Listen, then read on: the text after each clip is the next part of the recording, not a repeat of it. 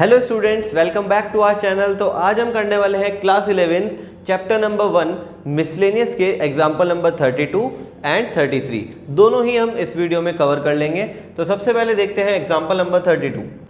इसमें क्या कह रहे हैं कि एक market research group conducted A survey of 1000 consumers, यानी कि टोटल नंबर ऑफ कंज्यूमर्स हमें दिए हुए हैं, कितने हैं?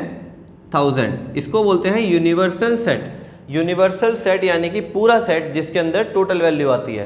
तो 1000 कंज्यूमर्स हमारे टोटल हैं। Reported that 720 consumers like product ए। इसमें से जो 720 कंज्यूमर्स हैं वो प्रोडक्ट ए को लाइक करते हैं and 450 consumers like product B. B को लाइक करने वाले कितने हैं? 450 consumers. What is the least number? देखिए मेन जो बात है इस क्वेश्चन में वो ये है लीस्ट नंबर। लीस्ट मतलब कम से कम वैल्यू।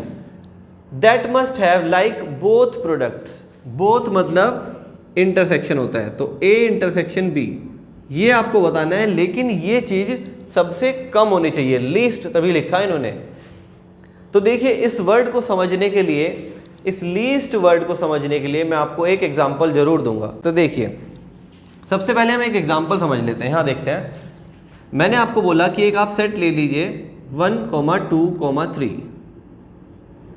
ठीक है, आप एक सेट में एलिमेंट ले लीजिए 1, 2, 3। एक सेट ले लीजिए 2, 3, 4।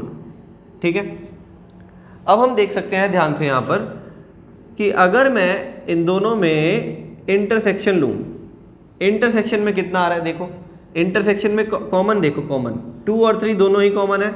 तो इंटरसेक्शन में 2 एलिमेंट हैं। कितने एलिमेंट हैं? 2 एलिमेंट्स हैं। अब हम यूनियन करके देखते हैं।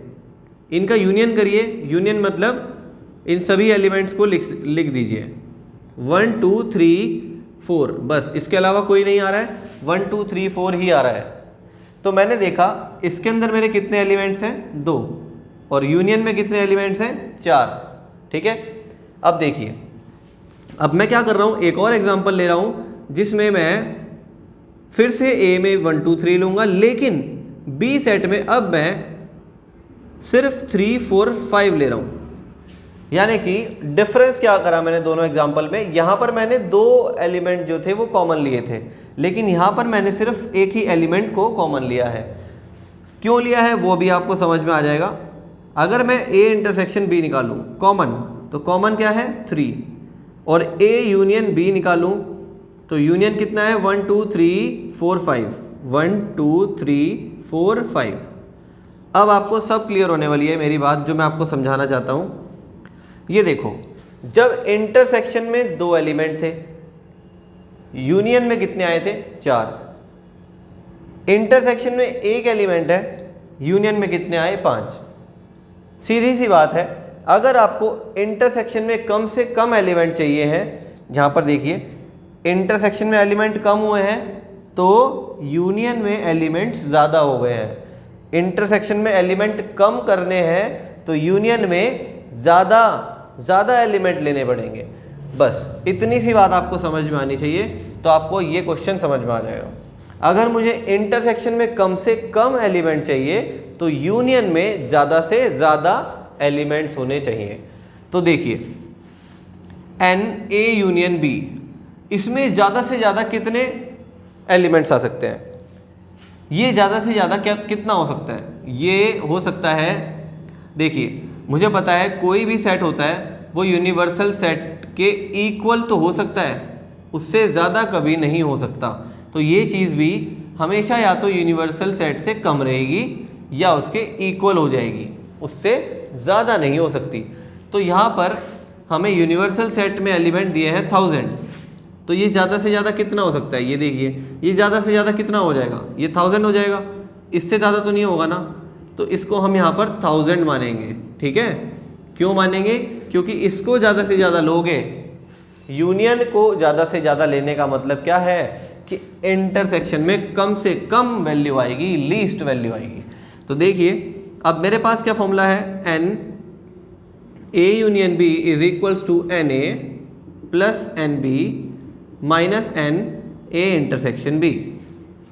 यहाँ पर ये हमें 1000 रखना है। एन ए कितना है? 720 एंड बी कितना है 450 minus n A intersection B. अगर मैं ए इंटरसेक्शन बी को इधर ले आऊँ क्योंकि वो नेगेटिव में था, इधर आके पॉजिटिव हो जाएगा। 720 प्लस 450 अगर मैं करूँ तो कितना आएगा 1170 और ये 1000 इधर जाके सब्ट्रैक्ट हो जाएगा। तो क्या आंसर आ गया हमारा 170। तो ए इंटरसेक्शन बी में लीस्ट आंसर चाहिए आपको, तो लीस्ट होगा हमारा 170। This is your example number 32। अब हम देखते हैं एग्जाम्पल नंबर 33। तो स्टूडेंट्स एग्जाम्पल नंबर 33 आपके सामने लिखा हुआ है। इसमें लिखा है out of 500 car owner, total 500 car owner investigate हुए हैं, यानी कि यूनिवर्सल सेट में कितने एलिमेंट होंगे 500। तो टोटल ओनर कितने थे 500, तो इसलिए मैंने यूनिवर्सल सेट में लिखा है 500। 400 ओन कार ए, इसको हम डिनोट करते हैं एन ए से। कितने हैं टोटल ये 400 जिन्होंने कार ए को ओन मतलब खरीदा है। आगे लिखा है and 200 own car B, car B को खरीदने वाले कितने हैं 200 हैं। 50 own both A and B car, 50 ऐसे हैं जिन्होंने ए और बी दोनों ही कार को खरीद लिया है। ऐसे कितने हैं 50।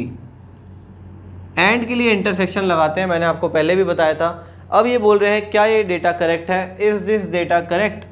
आप ये चेक कर सकते हैं सिर्फ इस फॉर्मूला से जो आपको 1.6 एक्सरसाइज में भी पढ़ाया गया था। N A union B is equals to n A plus n B minus n A intersection B. यहाँ पर हम वैल्यूज़ रखते हैं। एन ए कितना दिया हुआ है 400, एन बी दिया है 200 और ए इंटरसेक्शन बी में कितना दिया है 50। तो ये कितना आ जाएगा 600 माइनस 50 दैट इज़ 550। यहाँ पर मेरे सामने ए यूनियन बी में कितने एलिमेंट्स आ रहे हैं, यानी कि कितने कंज्यूमर्स आ रहे हैं 550। लेकिन आपको ये ज़रूर देखना है कि टोटल कार ओनर कितने थे 500। और हमें पता ही है, जैसे ही मैंने आपको पिछले ही एग्जाम्पल में समझाया कि ए यूनियन बी में नंबर ऑफ़ एलिमेंट्स जो होंगे वो हमेशा यूनिवर्सल सेट से कम रह सकते हैं और यूनिवर्सल सेट के इक्वल तो आ सकते हैं, उससे ज़्यादा नहीं होंगे।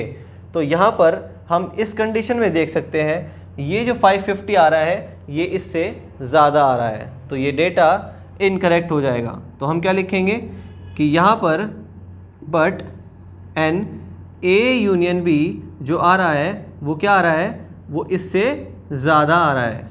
550 is greater than 500, so this data is incorrect, this data is incorrect।